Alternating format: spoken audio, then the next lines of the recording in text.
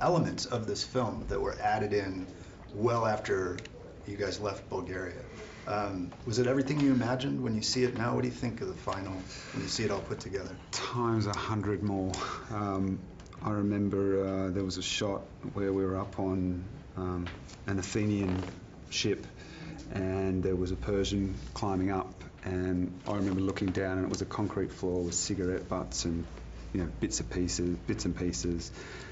And then I saw that final shot, and it was this glistening, picture-perfect ocean, and it was incredible. And you know, you having seen the first film, you have a bit of an idea stylistically what it's going to look like, more so than with other films. And I was just so blown away by it. I thought it was incredible.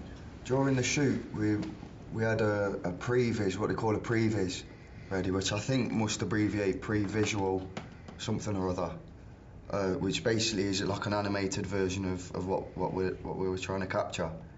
And so very generally we got a sort of brief outline as to the setting and the enormity of the ocean and the sort of waves we were going to be eventually superimposed on. So it was weird to see it as this, like, see the origin, develop from that point onwards to turn into this pretty flawless piece of motion cinema. What was it like for you guys coming in, like knowing the impact of the first film, going through the experience, and now experiencing it as a finished product? Yeah, it's certainly, it was a massive success, the first one, and they're big boots to fill, and you certainly hope it will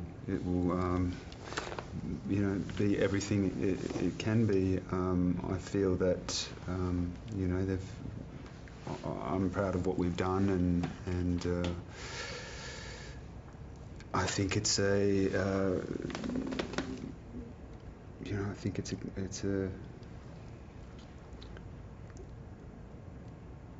We shot this 2 years ago. So to go from then, and also, I mean, I was hugely aware prior to having involvement, the sort of boots we were aiming to fill. What I found, Callan, I don't know if you agree, is watching the screening, seeing the way that the original was married into this version, and we'd always heard the word equal used as a description of what is technically our sequel.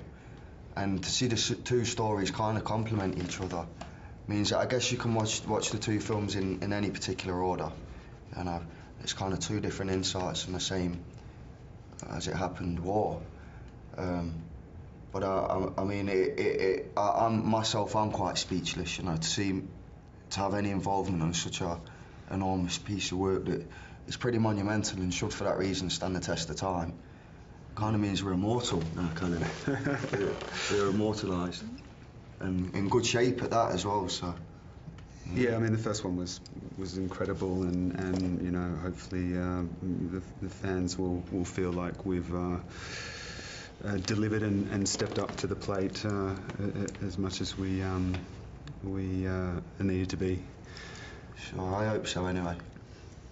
Do you sort of it's not really a reprisal, there's a father and son component to the first film, and now in this film as well. Were there anything that you two did in preparation to kind of develop that relationship off screen that you're proud of how it showed up on screen? You'd recently just become a father, right?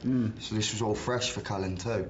And I think, we had so many weeks of hours and hours and weeks of training in the lead up to before we shot that, day after day it was, wake up, we're in the van at 8:30, Jack, myself and Hans, and we'd go to sword training for 3 hours, and we'd have lunch on the way, we'd eat our lunch, our meat and broccoli in the car on the way to the studio, and then do gym training in the afternoon. So we spent a lot of time together. We spent time in the trenches, and it's certainly, we got to know each other well, and there was that, I wanted to be completely available for Jack and for him to do the best job he could, and he did for me as well, and so we were very just generous and present for each other, which really helped authentically tell that or tell that story.